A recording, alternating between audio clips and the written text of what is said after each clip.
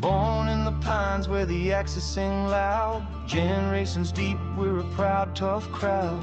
Hands on the Bible, the timber, the steel. Faith in the Lord, the life that we feel. God, guns, and sawdust, it's in our veins. Through the sweat and the toil, through the joy and the pain, we stand on the roots of the trees we felled. Faith in the Maker, stories to tell. Hey, welcome back, y'all. God, guns, and sawdust. Tonight, our guest with us is Michael Bary from Southern Indiana. Now, Michael, he goes back generation, and his grandpa was an awesome guy. He's going to tell us about him.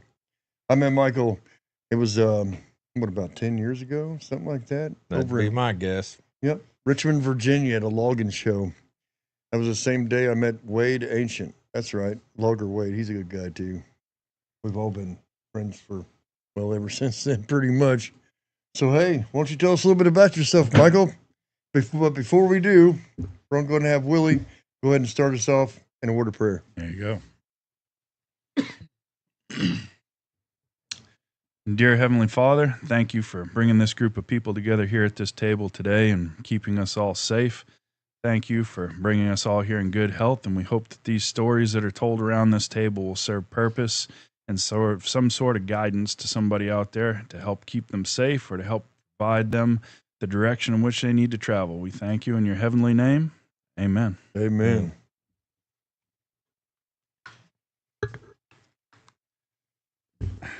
So, Southern Indiana and Northern Indiana, is there like a North versus South war that goes on here? Or is this just something a little different? I mean, not a war there, I wouldn't say. So there's no Hatfield McCoys or anything like that? No, you guys are good? No, more like a brotherhood. Yep. It really is a brotherhood. Well, like if I find something, for instance, my uncle, he gave me a call and said, hey, I need somebody to buy my timber. Well, where are you at? Well, I'm down, poor Southern Indiana. You know what I mean? Like, I only know one guy to call. That's Michael Bary. Come to find out, he was only 2 miles away. I'm like, what a small world. Yep. It was really close. Wow. So how far apart are you two distance-wise? 2 hours. Couple hours, yeah. Yep. Yeah, so that's not very far at all. I can travel 6 hours and still be in the state of Maine, so. Yep. Yeah, Southern Indiana to where I'm at. And you're pretty much right on the line. It's 2 hours. So are you logging conventionally? Or are you logging mechanically? How are you guys operating? We're kind of the old school. We still all hand fell. We do got a grapple skitter, run a knuckle boom. Probably small to medium size. There's only 3 of us. Yep. Now, how many generations worth of loggers are there in the family? Which generation are you? Well, technically the second. My grandpa was the first, but he started in like 1948. Yep. He served in World War II. When he got out of the war, he was kind of working at the powder plant where they was making ammunition and started logging too. And it got where he was doing too much, and at the powder plant they told him he needed to do one or the other, and he decided he wanted to take off logging. So well, there you go. So that covers God, guns, and sawdust right there in that one story. All 3 at one whack. Yeah, you can't beat that. That's Not pretty at good. So with your logging operation, are you guys cutting for a mill on the contract timber? Are you cutting private lots? How are you guys doing this? we're cutting 100% private. We find all of our timber ourselves, cut all of our own timber, and then we sell it to variation of different mills, log buyers, veneer buyers, whatever we're cutting. See, because I see guys like you that are cutting private, and then through some of my YouTube stuff and everything else, I find these other guys that they're contract cutters. They're cutting for mills. Well, here's the thing with that, and Michael, he'll agree with me too. When it comes to a contract cutter, unfortunately, when the landowner makes a deal with the guy out writing the contracts, when they write that deal with that big sawmill they just got $50,000 for, oh, wow, hey, look, I got a check right now for $50,000. That's great. But you will never, most likely never see that guy again The other guy that comes in, he's getting paid by the foot, contract cutter, just like what you said. The faster that logs hit that mill, the faster he gets paid. You don't care about your timber. You don't care about your land. He's getting it out so he can make money. Yep. I don't care if it's wet or not, dude. You don't understand. I got a payment, and this stuff's coming out hitting the landing because I'm the guy. And then you're calling the other guy, and it's going to voicemail. Where Michael and I, Mr. Clint, same thing. Low impact loggers. We come in, you make a contract with me. We make a contract with you. You sign a dotted line. Every day we're there, you answer to me. There's no other way. And that is what makes us different than the bigger operation. Because a lot of times, well, you don't understand, but we'll pay them the same amount of money. You know what I mean? Yeah, I know, but these guys right here are pretty big. Yeah, we get that a lot up in Maine, too. You get the bigger companies that come in. They'll wave that check in front of your face quick for the quick dollar and go. But if you deal with one of the smaller guys, like somebody sitting at the table here, we'll probably make you more money in the long run, but it's going to take us a little longer to do it. And the other thing with the contract cutter, I tried that. I did that for 8 or 9 months, not long after I'd been in the logging business probably 4 or 5 years and tried that. I lasted 8 or 9 months, and that was not my cup of tea. Right. It's a totally different I was working for a situation. pretty decent forester. I mean, pretty nice guy, but I wasn't working directly for a mill. But he's got to make his money too. So, you know, when you're not going to get top dollar as a contract cutter, so you have to move the footage. Yeah, there's no doubt. Yeah, you got the middleman involved when you're a contract cutter, so you're kind of picking up what's left over after everybody makes their negotiations. So yeah, and it's funny what we do. They call us, you know, over here. I mean, like we all cut private. Out west, you know, they call the guys like us a jippo logger. Really? Yeah. I don't know much about that. He called me a jippo. We'd be rolling around in the grass. Imagine. Never heard of that term. No, me neither. GYPO, jippo. Yep. Never heard Small, of that. free. I learned something basically today. A freelance logger. Freelance logger. Is that like a freelance photographer? Or? Yeah, it could be. Yeah, all right. Yeah. Okay. All right. We're learning stuff now. Hey. Yeah. You identify what you want to. Identify as whatever you want. I'll identify as the firewood guy. I don't want to be the logger. I'm all set with that. Oh man. So cutting private, what's the biggest issue or the biggest problem that you guys have with your day-to-day business that keeps you from being able to do what it is that you need to do? What's the biggest hurdle that you guys have to get past every day? The big thing is just breakdowns and the changing cost of supplies and fuel and stuff like that. Other than that, we run pretty smooth. The guys that work with me, we've all been good buddies and friends, and we all get along and work good together, and just makes for a lot better work environment when you're not yelling or fighting with each other. If That's you can the come biggest thing. Yep. Yeah, sometimes those family-owned operations can get a little heated at times, I'm sure, Alan. Yeah. And I've everybody been there, else, we can have a few stories about that stuff, but that'll be for another time, I'm sure. Another time on another day. But you know, when you start looking at multi-generations trying to do the same thing together, Dad knows how to do it better than you do, and Granddad knows how to do it better than both of you. That's and right. nobody's listening to anybody, and it can get interesting at times. Well, everybody does their own thing too. I'm not going to do it how Alan does it, and he ain't going to do it how I do it. So if you're in a family business, normally one family member wants to do it one way and the other one wants to do it the other way, and then yeehaw. Yeah. Saddle up. Here we go. It'll get interesting for sure, because I know, like Ryan, he's teaching his son right now and trying to teach him some of this stuff, and I know the way that he does it might be different than the way that Ryan wants to do it. Sure. But at the same point in time, everybody's going to do it just a little bit different, so you got to have a little bit of grace in there. And I know myself as a father, my son's just getting old enough, he's getting interested in this stuff. My patience, that's what I got to work on, is my patience. You know, when they're that young, I know when I was that young, you know, growing up in this and being at the sawmill a lot from the time I was 6, you know what I mean, to the time I can't even remember, you don't realize where you're at.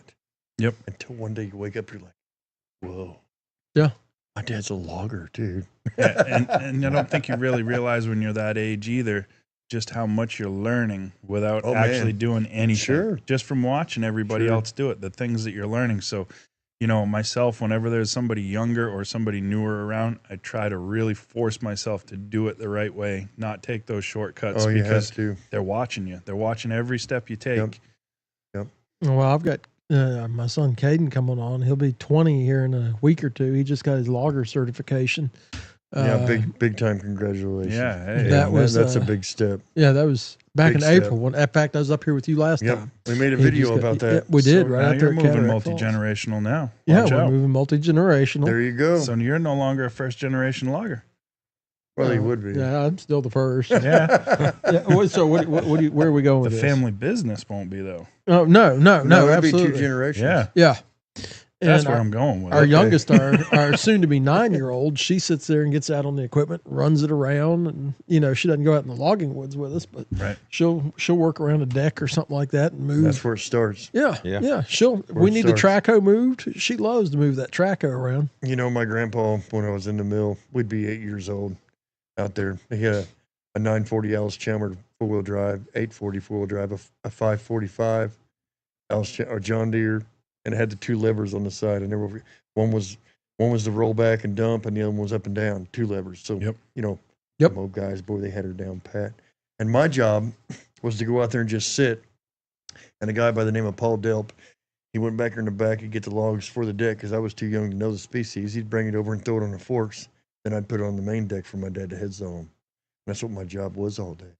But, man, you want to talk about ready to get up and go to work. I couldn't wait. I got to run the loader today. Yeah, you're important. You had a job. Right, and no brakes. Forward and reverse. Yeah, brakes are only for stopping. Brakes are overrated. They overrated for a sawmill, that's for sure. It's kind of like getting on an old backhoe. How many times have you ever gotten on an old backhoe that the brakes actually work? Right, not very many. That's what the bucket's for. Bucket holds it down. Yep. Yeah, so, I mean, up on our screen over here, I think Sean's got a picture that might mean something to you a little bit up there, Mike. Yeah, that's about where it all got started. You can't hardly see it, but the guy standing by the red truck, that was my grandpa, and by his, I guess it'd be his right leg, you can kind of see some white. That would be me at probably 6 years old. Probably underfoot and in the way, but loving every minute of it. Yeah. Oh, there it is, that white spot. There Yeah. it is. Yep. We were going for our nightly ride. He let me drive. There you go. Times has changed a lot. Now you don't see little kids driving nothing. Well, when I was a little kid, I drove a log truck. There you go. That's just That's the way awesome. it was. And that probably had a 366 gas in it with a 5-speed, with Well, a 2-speed Big rear end. block. Those there were older ones, 350, and Okay. one of them had a 292. Oh, boy. See, And my- actually, that blue one, it was bought brand new, and it had the 292 in it. now those And are then the best red one was bought used, and it had a 350. Man, I knew how to put a load on a truck back in. That's kind of where it all started. Man, DOT would have a field day with those loads nowadays. You see those that's logs no up kidding. over the stakes. Yeah, they're long, and for the truck, I mean, that people that has to drive a truck like that today, they'd cry or quit or My Yeah, first log truck was a 1980 GMC 7000 with a 453 with a turbo on it. Oh, yeah. Yeah. Hey, Slam we your really hand do- in the door and get mad and jump in and drive. And you That's can right. tell, do you know how to tell when a Detroit's out of oil? Stops leaking. That's absolutely correct. When do you check the oil on a Detroit? Every day. Yeah. You're right. Yep. Hey, big thanks to Sean. Sean's back there. He's our AV guy, man. He's the one that helped us put all this together. So when you see Yep. this stuff I mean- pop up on the screen and you see these pictures and when Oh, we yeah. bring something up and it pops up there or the sound effects that come, we don't have a sound effect board here and we're not No. that smart. We have a peanut gallery though. We do And have that a they've peanut informed gallery. us that we've been looking a little rigid. I can't speak for these two, but my back and neck have been really stiff here lately. Well, I really enjoy this uncomfortable seat that I sit in, but I enjoy the company around it. So Right. I guess I can be a little Right. more chipper for the company Hey, that's hey. around the table. Hey, I guess it is a big Indiana boom, baby. Right? So, yeah, this is a lot of fun. I mean, where else, as loggers, all of us are, we go somewhere, a party or whatever, or the logger at the back of the crowd. Because everyone we look at just start talking about what do you do, sir, for a living? Well, I'm a logger. I cut trees. And then we start talking and you're like, they have no clue where you're even coming from. Or They you don't feel even know left where- out because nobody wants to talk about chainsaws or skitters or And timber what else or is there to talk about? firewood. I don't want to talk about firewood and Right. start talking to them. And they look at you like you got three heads and like, yeah, I got to go. It's Yeah. like, hey, but all right. It's always like you're like sitting in the swing by yourself and no one's Yeah, it's that around. meme where you say, all I want is somebody to talk about timber to or whatever. That's it. There's nobody there. Carrie and I were on an Alaskan cruise several years ago, and we were in the hot tub, and some of the people started asking us, other people on the cruise are like, well, what do y'all do? And I was like, well, I'm a logger. By God, that cleared the tub out pretty quick. They found somewhere else to go. I was like, well, I'll bring that up in the future. We'll have My this tub goodness. ourselves. They must have loved them spotted owls or something. Most time when I tell people that, they're like, "What's that?" Right. Oh, a lot of people haven't met a logger before when you Wait a think minute. about it. Were you that guy on Axeman? No, it wasn't me. You figure so on that we haven't met a logger, or people haven't met a logger before. You take farmers. Farmers, like I farm and I log. Now I'm multi-generation in farming. My family's been farming in Virginia since the 1600s, but less than 2%, depending on what statistic you want to go by now, approximately 2% of the United States population are farmers. Yeah. Less than half of that are loggers. Oh, I know. So you figure the average urbanite or suburbanite, they've never met one of us. No, is but why they we all need use to- toilet paper every day. Right? They do, don't they? They like the non-scratchy version. Right. That soft quilted stuff. Yeah, that's Yeah. good stuff. Isn't that what they always say, though? If you object to logging, try using plastic toilet Yeah. paper. Or a that spotted pine owl. cone. Hey, Corn did you, cob, yeah, exactly. pine cone. Yeah. Yeah. I mean, we serve a purpose. And I mean, I think for me being a firewood guy, I'm kind of bottom of the totem pole. You guys are going out, you're getting your grade logs out of there, you're cutting your veneer, you're cutting the timber. I get what's left over. So when they This look is- at me, I'm even further down on the bottom. Now, wait a minute. This is where I feel that loggers are wrong. There's a purpose for everyone in this industry. Yeah, Yep. we're using that byproduct that's left over from what you guys have to get Because rid of you, because of you. So I'm going to tell where the firewood guys are very handy to a logger. And if you have a problem with this, I'm sorry about your luck. You're really not even close. But, okay, so we got the veneer. We've got the Saw lumber, logs. the saw logs. So, Clint, we did this job, and it comes down to the wire. But it's a clear job. So we have all these little pole hickories, hard maple. I'm talking perfect firewood side, but it's not big enough for a tie log, not big enough for a cant or anything like that. It's like, what are we going to do? I was like, hold on a minute. It just so happened that the preacher at church, one of the other guys, John Welch up in Indianapolis, he buys firewood poles, $1,500 a load. Dude, he saved the day. Yep. So the firewood guy saved the logger from losing a little bit of money on a job because we found some place to put it. You Yeah. get what I'm saying? You So didn't have to anybody leave that that waste says- in the woods. Right. Anybody that says the professional, quote, professional firewood guy. I'm not talking about some rinky dink that don't know what he's doing and cuts firewood every week, once a year. You know that steel chainsaw lasts 25 years, but you only cut 2 rick a year. Not one of them guys. I'm talking about a firewood guy Right. like Russ. Yep. So they do help out and loggers that don't think a firewood guy's worth much. And I know for me, it's Neither taken are me a they. lot of years to build a relationship with just a couple of loggers to make sure that we get that steady supply. There because it is. what we use for volume isn't what a mill will use for volume. We don't have a lot of mills around up in Maine where I am anymore. So if I go and buy from every Tom, Dick, and Harry that calls and says, hey, I got a load of firewood, you want to buy it? When my regular supplier calls and says, hey, I got 3 loads coming off this job this week, you want it? I can't say, oh, well, I really don't have the money because I bought logs from this other guy that I don't Right. know who he is. So I get people that get mad at me. You know, you get some of these loggers, they want to move out of a job. They got a couple loads left over. They call, hey, I hear you sell firewood. You want to buy this? I'd love to, but I'm going to pass. And you're cutting about 1,000 cords a year. Yeah, and I'm small. I mean, there's guys within 5-10 miles of me that are doing a couple thousand cord a year. 1,000 Easy. quarter years, no Michael, joke. do you fool with firewood at all? Yeah, we do a little bit I'm because sorry.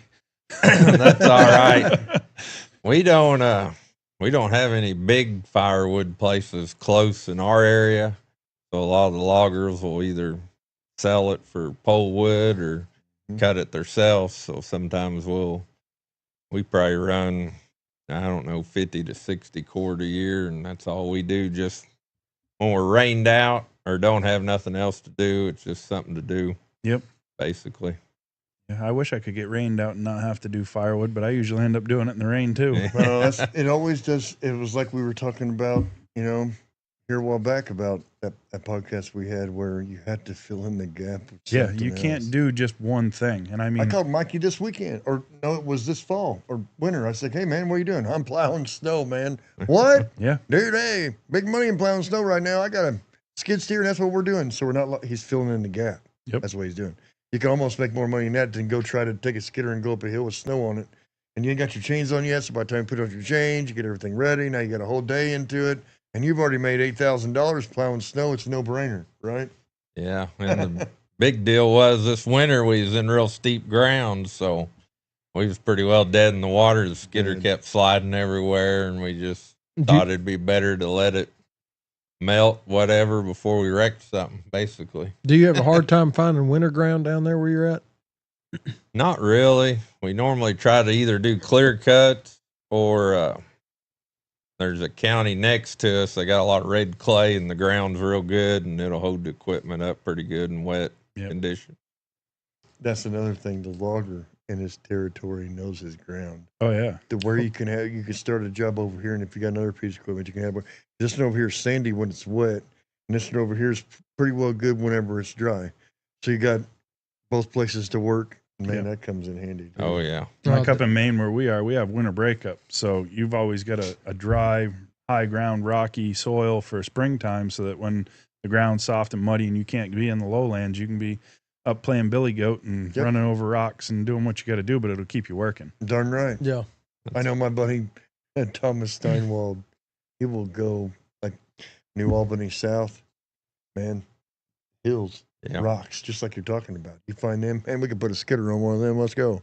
So we would leave middle of Greencastle, Indiana, and run straight down there, and we'd be able to work 2 weeks where we couldn't even work up there. Yep. Thomas is always getting it moving. Keep going. You have to, man. The skidders on steep ground is no joke. For anybody that's never run a skidder, if you're on a skidder and you're sitting up looking at a grade and the only thing that you can see is the sky and you can't see the ground ahead of you for where you're going, that's a whole different type of feeling to be on a machine like that. Yep. And what's even worse is when you got to come down the other side and whatever you're pulling's pushing, because they don't have the greatest of brakes. Again, you have to have that rush. That's what You that gotta front like the blade's for. rush. Well, the front blade only does so much in some instances. You can tell a guy, I think, yeah, you said you're running deer, right? Yeah. And that picture that you had up there, was that a 440 or 540? That was a I 440 thought C. that. Yeah, I thought that. So Tip over very Yeah. easily. Yeah, I very guarantee narrow. you, I guarantee if that's what he cut his teeth on, and you watch this man in the woods, he probably runs around with the blade to this day halfway down. Am I about Oh, Oh, right? yeah, you have Yep. to. Yeah. Yep, them 440s and 540s. You touch the brake, Oh, and man, they man. stand right up on that nose. The blade will Sideways. keep you from turning over, Yeah, too. that's You right. got her low. I had a Amen. 540B for years. Yeah, I started with a John Deere, was the first skidder that I had before I went to Timberjack, and just the center of gravity, the height of that deer being so much higher. When the first time I side hilled with the Timberjack, I was used to having the deer, and I'm all nervous on that hill, and I'm like, man, this feels really stable. I get out and I look, and I put some wood behind it, and I'm like, this is really stable. And I was like, okay, so I got a little false sense of security, and I got myself into a spot that I shouldn't be. I found out there's still a tipping point. And There's it still a comes tipping quick. point. It comes real yeah. quick. And that blade on the Timberjack is anchored to that front axle, so Yeah. it won't hold you down like a deer. No, it will not. You go to drop the blade when it starts to go, it's usually too late. You're just going to flop it. You've used Jack too, haven't you, Michael? A few. We did for a little while, and after we quit hearing for a few months, we went back to deer. Well, we What'd know you what he say? was running. Yeah. Huh? 353 Detroit. Yeah, the Even old with Screaming earmuffs, Jimmy. you couldn't hear yourself think. Dude, And I was love like, them things, man. That was the thing when I was young, and we would, of course, there's like 8 sawmills around us up here. And so really, normally when you're out logging by home, you can hear a Detroit. Yep. Now I'm talking about back in the early 90s, you know what I mean? When I was a kid, Dad'd be like, hey, you hear that? What? Well, listen, you can hear it. We can hear that. Yep. Yeah. He goes, that right there's that 353. I guarantee it. That's 450. Yep, 453. It's got to be, man. Yeah, you can tell a difference in what it is for an engine just by listening to Dude. it. And you can tell, if you've done this long enough, you can tell whether he's pulling, whether Oh, he's yep. winching in or Sure. he's pulling a grade. You can tell by the way she's talking. Yep. 4 Yeah. speeds, baby. Oh my goodness. Yeah. So what are you running now? It's a 94 548E. Oh, 548. Yeah. So you got grapple and cable or just grapple? Both. Both. Both. That's the way to go. If you're going to have one machine and you're going to try to do a little bit of everything, having that cable makes a big A lot difference. of them come with both of them. I mean, most machines do. Yeah. 99% of them do. Many of them that don't.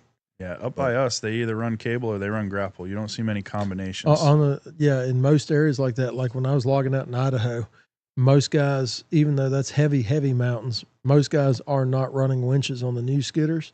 They're buying strictly grapples. I'll tell you why. You really want to know why? Yep. Because when they're a cable guy and they pull that cable, they're like getting it all day. Show them how. Look at that. Look at it right there. Huh? Then they getting that gravel. I'm not getting out, boys. Yep. You're crazy. Take that daggone thing off there. I don't want it on there, man. Who in the world gets out of the cab nowadays? You hear that radio? That's what happens to them. They just go. That was the quickest way to break somebody new in the woods, was have them start pulling cable. Dude, I'm telling you what. Choke setters. That's where you started a lot of times. My dad, man, was strictly cable. I mean, he would get mad. My uncle, they got grapples. And my dad's like, look at that. See how big that thing is? You know how bad it's going to tear up a wood zone? Do you know how bad it's going to tear it up? I'm like, yeah. It's going to tear it up worse than our little jack is. He goes, that's right. So we're not even going to go there. So we went from a 225 to a 240. And then when we got the 380C, he thought that was a little, man, that might be too big. But the chassis was a short chassis. Mhm. You know, you put the 28Ls on it. It ended up being okay. But the 460s and everything else, now he's got the biggest and the baddest. You know what I mean? Times change. It's not like yeah. it was back then. Everybody has to go up. The markets are different now. It is. You could do a lot better with a small cable machine back there. You couldn't make it with a small cable machine now. If you're going to do it, it's going to be a struggle. This is the way we figured it out, and you might agree with me too. Here in Indiana, everybody on the crew has got to produce one load. Yeah, that's If always there's three been the rule. people on the crew, you got to make 3 loads that day. If you don't, you lose money. Yep. 2 people, 2 loads. 1 person, 1 load. I know my cousin, I'm not going to mention any names, but he passed away when he was 61. Cut in the woods his whole life by himself. Cut some of the most beautifulest timber. Was one of the most honest guys around his area.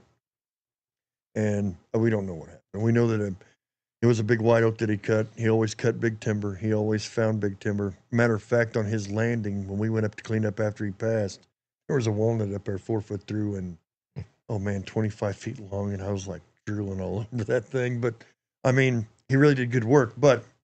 And he was a full PPE guy, and he was my cousin, and never left home without it. And I don't even think that had anything to do with it whatsoever. When it bowed the tree down, it bowed a hickory down. You guys know how flexible hickory is. Well, when it came off of it, it broke off a limb every bit of 8 inches and probably 30 feet long. And it rode the hickory back. And about the time he turned around and went to look up, dude, it blew his hard hat up. The homeowner, everybody knew that he cut by himself. The homeowner would know that he cut by himself. So he went in to check in on him, like most homeowners did with him, because they all loved him. He was an awesome guy. And he heard the saw-eyed one. And he said, well, I'm going to stand right here for a second. He's like, I know he's just going to pick that thing up and rev it up here in a minute. Well, I better start walking back there. And the closest he got back there, he's like, I know he's going to pick that up here in just a second. When he got up there, it was idling right beside him. The hard hat was in pieces, and he was no longer with us. Yep. It was his time. Yeah, no, we've touched on it on a few podcasts already, and we haven't done many, but we all know somebody, everybody sitting at this table that didn't make it home. And every time you hear a story about somebody that didn't make it home, the ones that cut timber, when you go back to the woods that next time, it's all even more serious than it was before you heard it. Well, every time you talk about it, I mean, you can feel the hair stand up on your arms, because we've all had those moments where something happens and you got lucky. Yep. Because or the good Lord was watching over you. Now, you said you still hand cut. Mm-hmm. Are you who cuts on your crew? Another guy that worked for us. But now the real question is what does he use for a saw? Oh, what? Close your ears out. Oh, Here we go. Steel. Oh, Which one? He prefers the 462 because of the weight. Yep. Hey, I've Yeah. heard good, I've Well, heard the good things about 460s were them. the gold standard for a long time. But they cut 2 trees, you got to fill them up with gas again. That's the only thing I don't like about a 460. 3 trees and you're filling it up again. And it's got them little screw little things on there. Well, you got to be smarter than Cap there, Mr. TKP. I understand. I totally understand. But why couldn't you just screw it on like a normal person? I don't know. How many loads a day y'all normally getting? For the most part, we probably average 2. We should be getting 3. I kind of. But what are you hauling on though? Let's clarify that. What are you hauling out with now? And 3 bunks semi. Are you contract hauling or you do it yourself? We haul ourselves. You I gotta do check all the out his hauling. truck. And I wish you had a truck up on So the you're screen. probably getting what? Now you're still on Doyle, right? Yeah. So y'all are what, 45 to 5? Yeah, I'd say we push 5 most of the time. Push 5,000 feet on there? Every load you sneak in, a little extra money pays for those overweight fines. Yeah. If we're going off footage, I'd say we're probably doing 10, 12,000 feet a day. That's Yep. a really good average for any timber cutter. Yeah, Hey, so- looky here. He's got a picture of the. Oh, look at Oh, what he yeah. Oh, found. he found you, man. Thanks a lot, Sean. We appreciate it. There's Bary Logging right there. Yep. The yellow truck The at yellow the top truck, of the corner. First yeah. one. There it is. Yep. That's the old Oh. Bary truck. Now, I want to tell y'all something. If y'all see the poster right here behind Mr. Russ Willey, that's Woodford Warriors right there. They're a really awesome organization out of North Carolina. And they make sure our veterans do not go cold in the wintertime. And Michael happened to be part of the crew that went down whenever I went down with Eric Kennedy. We all went down. Michael brought the yellow truck, man, with all the equipment on it to help out down there. We did 351 rick of firewood for the people down there in Shawananoa. Yeah. Well, we ended up meeting Aaron and Amber from Woodford Warriors. Yep. Man, we ended up setting up this awesome event coming up. I know Michael's going too again because I know our whole crew cannot wait to go down. Aaron and Amber are some awesome people, and what they do for our veterans, like I said again, that they make sure they don't go cold in the wintertime. I know they have over 83 people that veterans they supply, an hour in their radius, 3 cord a year, y'all. That's a lot of wood for 3 people. So this August, it's going to be Labor Day weekend. Labor Day weekend, we're going to be in Hickory, North Carolina, and we're going to be live in Hickory, North Carolina, all of us, and with Aaron and Amber. And we're going to get it to where they don't have to do the firewood this year by themselves because we're going to have a lot of different people coming. Yeah, to we help got a us lot of do people it. coming from a long ways away. I'm coming down from Maine. Maine. I usually have to travel the furthest for all this stuff. Yep. And, that's okay. And I'm okay with log that. ox. Because you're special. Yep. I've Log ox, always been special. Mom said you're special. I know. right. Lucky like that. So But no, Woodford Warriors, it's something that has really gotten attention. I've had businesses up in our area that have donated stuff. I know PV Manufacturing up in Eddington, Maine, they donated some axes that we raffled off at the PA Timber Show. We got over $600 for Woodford Warriors at the PA Timber Show. that was an awesome event. I mean, it's stuff like that. When you see the community pull behind these veterans, we can't sit here at this table and do what we do without those veterans doing what they did. Amen to that. So what little bit of effort we put in to make firewood for them is just a small fraction of what we truly owe those people for what we have for freedom and liberty to do what we do. Amen. And I know Woodford Warriors is looking to go nationwide, and we're working on it. So it's going to be really awesome to see how that goes. We're gonna push. We've got some people in Maine. I don't know who it might be. We've got some people in Indiana and Virginia that might be involved at some point in fashion. We're looking to make this here on the into screen. something really good. And they are a true 501c nonprofit. So when Yes, you they donate to Woodford Warriors, that money goes to Woodford Warriors, all of it, and it is allocated to go to the veterans. So Guys, this is an awesome organization. I am so happy. Every time we do a podcast, they are going to be behind us because we can't do, like Russ says, we cannot do enough for our veterans. I mean, man, if it wasn't for them, we would not have the freedom that we have. I mean, we use the Maine Veterans Program up where we are in Maine. That's who we've always supported. We've already contacted them. We're going to be teaming up for Woodford Warriors. They thought it was fantastic. They want the news crews and everybody there when we announced that we're rolling out Woodford Warriors for Maine. And it's just going to be really awesome. When you pull up to some of these veterans' houses, especially if they don't know that it's coming, and you see the tears start flowing because they don't know how they were going to keep that house warm or because they had bills or other things they need to pay. The best part is this Woodford Warriors isn't just firewood. And I know it's the same with the Maine Veterans Program. If we roll up to a house and we see somebody that we know shut in because their car's not running, because it needs tires, or because it's broke down, I've seen vehicles donated through the Maine Veterans Project. I've seen porches and ramps put in for people that have wheelchairs, roofs put on houses. We'll do whatever we can when we're there because it's our job to help these people. And this right here is what America needs to hear, honestly, because, again, without our veterans, without the people that help our veterans, you know, I mean, they risk their life to. That's the Woodhound community, though. Yep. All of us will go out in the woods. We'll work our guts out, whether it's in the firewood yard or the woods all day long. And if somebody needed something at the end of the day, there isn't one guy sitting at this table right here that would say, no, I'm too busy. Yeah, you know, when we went over there and worked and did all that work for a week,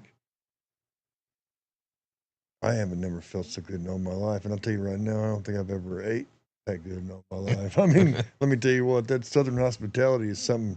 Mississippi mud cake. Oh my word, I love you. Yeah, and I know.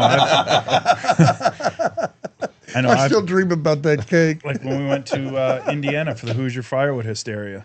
Look at the spread that they put out for us when we went to the Hoosier Firewood Hysteria. That was a buffet that 150 to 200 people walked through, and there was still enough food left over to feed them all twice over again. Oh, I'm telling you what. Now, see, that's the thing.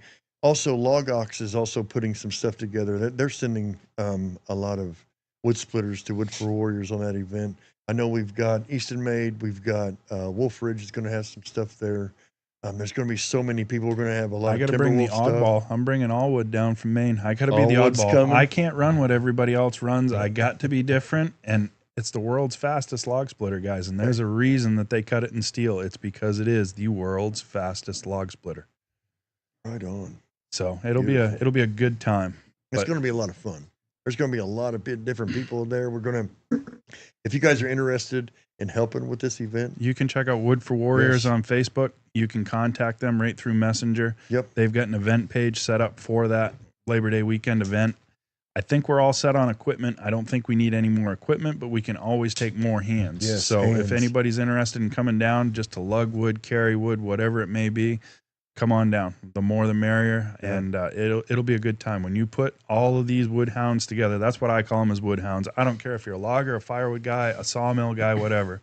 We're woodhounds. You put them all together, it is amazing what a group of us can get done in a day, because most of us, if we're doing this full-time for a living, we know how to work already. The work's not the hard part. And then when you get to work next to somebody else that knows how to work, it makes it really fun to see what you can get done in the course of a day. Communication is awesome, because all you gotta do is look at the other person. You already know what they're thinking. Oh yeah. Yeah. We did that a lot while we were there. Yep. A lot. Yeah. I talk about that all the time. You know, working with Kevin, I've worked with Kevin so long in the firewood yard. I don't have to say a word. We can go all day long without talking to each other. All I got to do is just nod or look or point, and we know what needs to be done. And that's the best thing to ever have right there. Once you have them people, it's good to have them people. Yep. All of us that's on the business knows when that person, when you're hurting, and then you see your employee hurting, man, you know they're dedicated. Oh, there's been times that I've thrown my back out or whatever, and Kevin's 110 pounds soaking wet. He is not my size, okay? And he's like, hey, what else can I do for you? Right. And I'm like, what do you mean, what else can you do for me? You're already doing I can do more. I can help. What do you need? And I mean, it's the same way with any of us. I mean, when you were hurt and stuff like that, you had guys that would step up and help out. That's what it's about. It is. Because guess what? It might be me tomorrow that gets hurt, or it might be Mike, or it might be Ryan sitting at the table. We don't know who that's going to be. And out of work. Oh, yeah. Right, Michael? Last year. Yeah. My crew was so good, I was out for probably 6 weeks sitting on the couch because a log decided they wanted to ride on my knee. Dude. And my crew, they kept working. When I come back to work, they had like 300 to 400 trees pre-drug, ready to be worked up, processed. And then we still had like 10 to 20 semi-loads on the job I got hurt on. We had to go in and haul out. And then on the next job they'd done moved to, they had 300 trees ready to rock. So you run the boom? Gone. Yeah. What do you boom, cut? Truck, dozer. I do cut some, not all the time. It just depends. Like timber cutter gets hurt, whatever, and then we keep going. We can't work. So are you the owner operator? Yeah. So Michael- that's why you're doing everything. That's why. Yeah. Because Michael don't tell anybody to do anything he's not going to do. He's just Yep. like a That's regular. exactly right. That's the way to do it, dude. You're a boss when you get your butt out there. Lead from the front. yeah. Buddy, I'm telling you. Yep. A boss will stand behind you and push. A leader is going to be out front saying, "Hey, follow me." Bingo. Yep. And I understand exactly what he's saying when he Yep. says he'll do anything, because guess what? At the end of the day, if it doesn't get done, the only one that you can blame at the end of the day is the You. guy you're looking in the mirror at. That's it. Exactly right. What are you running for a boom? 99s for Airco. We're actually kind of odd. A lot of people down in our area, we got a circle saw. Slasher. People, yeah. Yep. Big Up slasher. where I am, we run circle Yeah. saws. That's all we have. We don't use bar saws up where we are. I see my dad when it comes to a wood processor. Oh, you got to have a circle saw. But then when it comes to logging, he uses a chain. See, now up where we are, I've got guys that are old school and I got guys that are new school. All the old school guys that are my dad's or my grandfather's age, they may have a knuckle boom on the landing. They'll lay all their logs out and they buck them all by hand with a chainsaw. Every single one of them. And I've argued and I've fought with them, and every one of them says the same exact thing. The Quality. easiest way to lose money Yep. is to sit in that seat and run the slash. Okay. So my dad would totally argue with dude. He would be like, game on, I guarantee you. Yep. Because he would tell me. So a good friend of mine, and Scott, don't shoot me. My buddy Scott Pingleton, man, I logged with him, and he would mark them off on the ground with his ruler and everything. And he had a buck saw. He would use the buck saw just to cut them off. He didn't ever use a chainsaw. I'm like, hey, man, it's got marks on there. How long they are? Yeah, I know, but you can only mark them one time.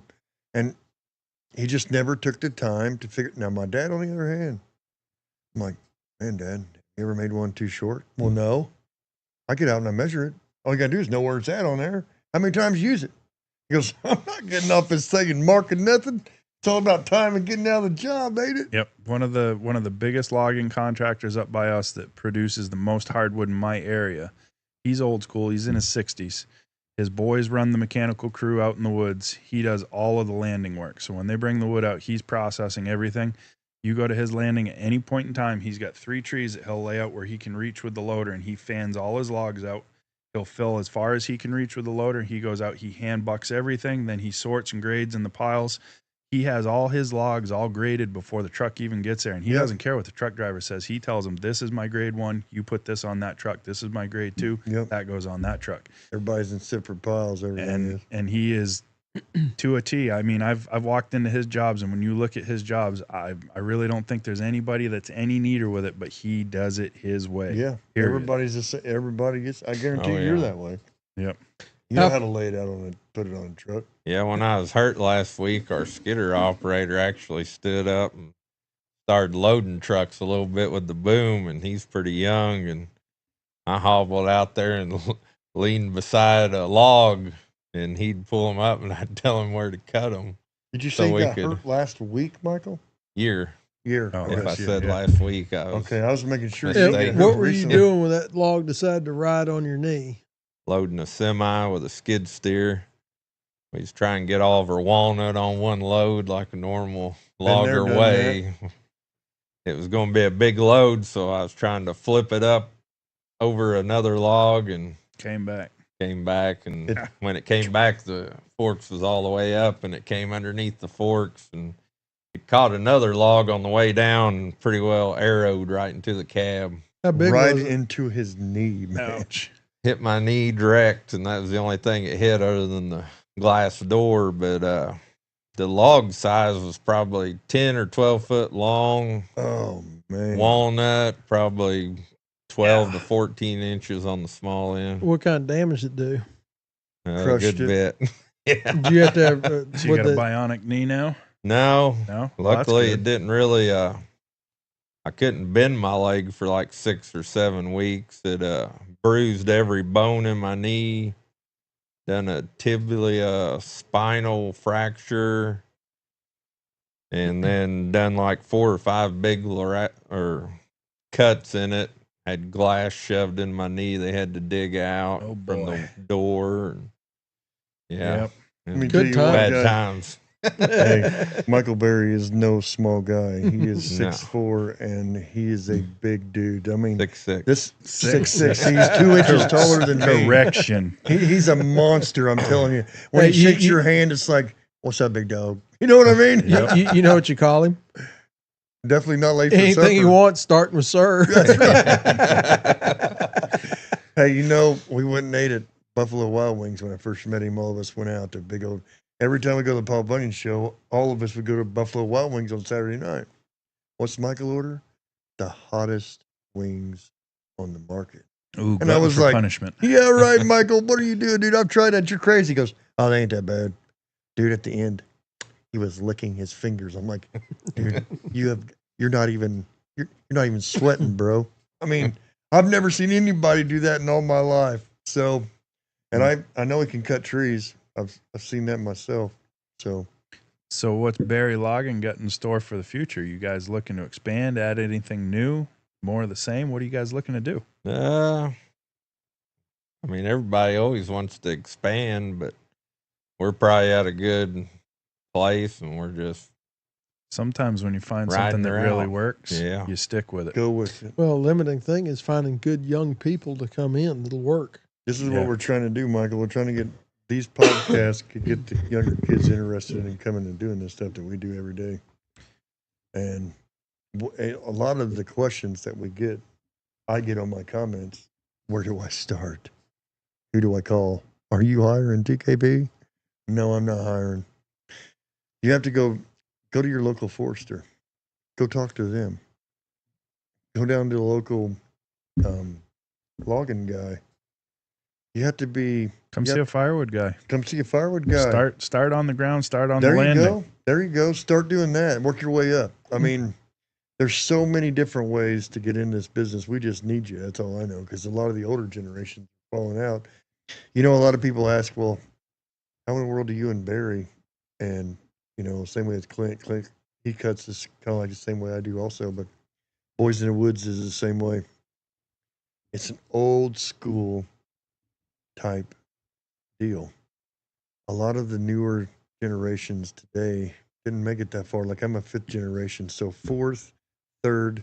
They seen how hard their dad worked when they got home. He fell over. His hands were blistered. They're like, "Dad, you're awesome, but I'm not doing this. I'm gonna become a lawyer or a doctor. Or I'm working at Walmart, bro. I'm not doing what you're And you doing." know what? Honestly, any of us loggers probably wouldn't hold our kids back for that because we Amen. know how Yep. dangerous this We job do. is. We know what is Yep. involved with it. Yep. But at the same point in time, there's still that kid out there that's never going to be a lawyer. He's never going to be a Right. doctor. He loves to work with his hands and doesn't know what he wants to do. Yep. That's the one we want. And we don't care if it's a boy, a We girl. do not care. You come on over. We'll find something for somewhere. Some of the best loggers out there now are starting to be women. Well, my I've seen wife, some women fallers that are really impressive up our way that'll really put the guys at a run for their money. You know, my that wife lady- logged with me for the first few years on a daily basis, running, and that was back when we still had a 540. You know, we'd run a 540G some, and but we went back to tractor logging. But yeah, My aunt- she'd get in my and aunt- log. She my pulled her Aunt own Sandy. cable, set her own turns, and Yep. she'd go into hollers and holes and mountainsides that I've seen guys back down from. Sometimes they make better operators, and I've learned that from my previous experience. You know, I ran a commercial bakery. Some of the best operators for the high-speed equipment that I had were women. Yep. They had a better depth perception and better hand-eye control than a man had.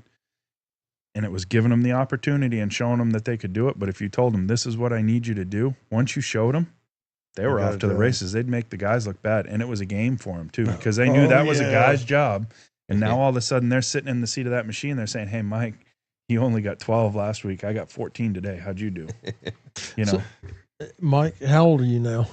I'm 41. Would you do this again? Probably because grew up. If I grew up in the same background I have, I would, because it's all I knew. So what would you what would you do? What would your recommendation be for somebody young wanting to get into this? Get out there and find somebody wanting you. I 'Cause you don't ain't- think there's too many logging contractors around that if you went and saw them and you were really serious and you wanted to work, you had your head on clean, didn't have any substance abuse issues Right. or anything like that. That's the biggest problem nowadays is Oh, the man. substance abuse issues. It is. because they know most of the loggers, some of these loggers will pay cash for a day's labor or whatever. So we get all the bad habits. I get it big time with the firewood stuff. Yep. We need real young people, not ones looking to go get drunk on Sunday and not show up on You Monday. can't have those issues and last long in the woods. It's going to end bad. Oh, my goodness. It'll end bad. We're not going to put up with it. Nobody will put up with that no more. If you come in, you're going to know within 3 or 4 hours if you know what you're talking about. You know, I'm not going to mention no names, but you get so many guys on the internet that want to come help you. Hey, man, dude, I'm good, man. You know, yeah, I run a Skitter, man. I run this chainsaw. And let me tell you what, I went and got me a professional chainsaw from Lowe's. Oh, dude, you done told me a bad name. He said all you needed to say. Come on. And when they say that, I'm like, oh, boy. Well, but you just got to really, to respond to that, our Skitter Operator is 18 years old. So, there you go. I mean, if you got the wheel. There it is. You said he was already stepping up and trying to do more where you were hurt. Did he come from a logging background? Nope. There we so go. where'd you find him, or did he find you? How'd that happen? Well, both. His dad's a good friend of ours, and his dad's an operator engineer, so he's an operator, and he wanted to get him going to operating equipment. So he's like, you need to go work with him, and he come on over. And how long's he been with you now? Couple years, actually. He started really young. He was homeschooled, but he started in the Firewood. Yep. Nope. You hear that, homeschoolers? Do you hear that? That's where I had to start, was the Firewood pile before I was ever allowed out in the woods. You didn't progress past it seems. I went back to it. Sometimes when you get really good, who's a big boy? And we've talked about that in a podcast from before. But, you know, my wife is she was a driving force in keeping me in Firewood, and we've discussed that before. But you know, she was always after me to find something that you're good at and stick to it. Because I'm just like any other ADHD guy. I can make $1 here, I can make $1 there, I can make $1 here, and then all of a sudden I'm out of time in the week, and I've still got all these other things that need to be done. So now I'm stressed out. How am I going to get it all done? And she was always after me. Find one thing that you really like and do it better than everybody else. And I was like, no, all right. So that was what got me back into Firewood. I know if I put my head down, I can produce more firewood than just about anybody in my area in a day. And I'll do it just to prove a point, because I'm that type of person. I mean, we're going to be hand splitting wood with TKP in October.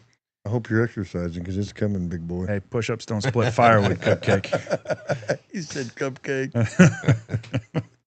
So no, it's one of those deals where logging is something that's in your blood. Once you get out there and once you do it, if you're away from it for any point in time, you miss it. I get sick. I don't know about you, dude, but I get sick, man. I just got to go cut something. Does your wife help in the business? No, not married, engaged, but Is she going to help in the business? I hope. So you've still got time, see? Yeah, we're always a guy short, day late. Yeah, so. I don't think anybody really understands how much a good wife helps a logger or somebody that works in the woods like us. The things that they do for us to keep us going, keep us focused and motivated, it's a big taxing toll on them just as much as it is on us. So having a good woman is amazing. My mom, I know she grew, whenever my dad was doing this logging all of his life, she was the parts. When she was at home, my dad, hey, call on the phone. Where you at? What you doing? You run over to Indy and give me this part real quick so we ain't got to leave. We can still get something done. And, what do you need? Just send it to me, whatever you need. Send me a text message. Before, she would come to the woods. Dad would write it all down for her. Call ahead. We'd go to town, you know what I mean? You'd find a phone, call ahead, tell them what we needed, and we'd go back to the woods. He'd just cut till Mom come back. And women have a big part in logging. No kidding. And honestly, having them on your side to help is almost better than having a couple extra guys, because they're a lot better at multitasking than we are. Unfortunately, as much as I hate to admit it, they're better at multitasking. So it's just one of those deals where, you know, having that extra person, and especially somebody that has the same interest, you're in the same household, it's the same thing. It is. So they're working for the same team. It makes a huge difference. It does. You're both on the same page.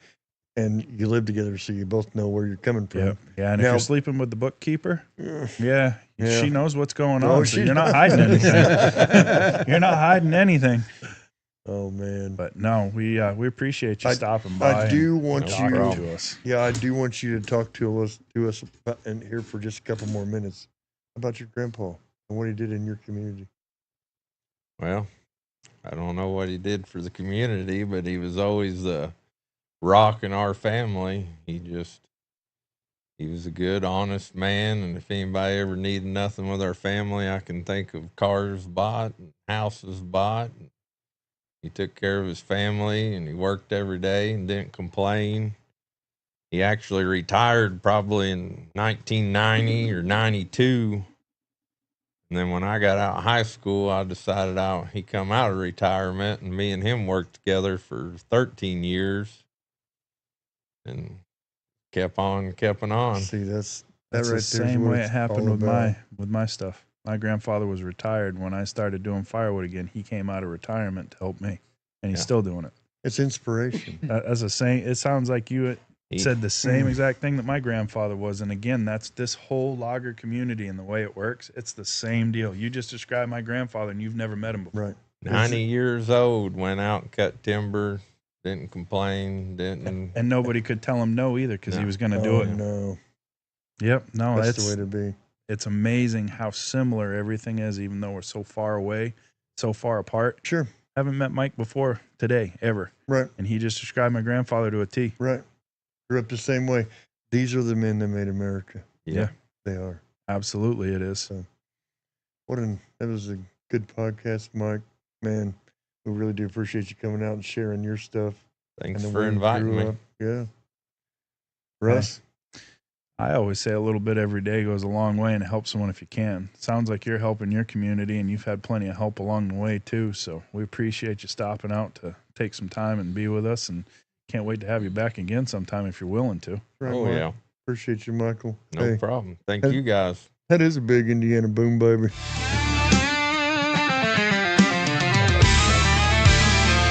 Got guns and sawdust echoes loud, carving out truth where the strong stand proud. We're done for now, but we'll be back again. Tune in next time where the stories never end.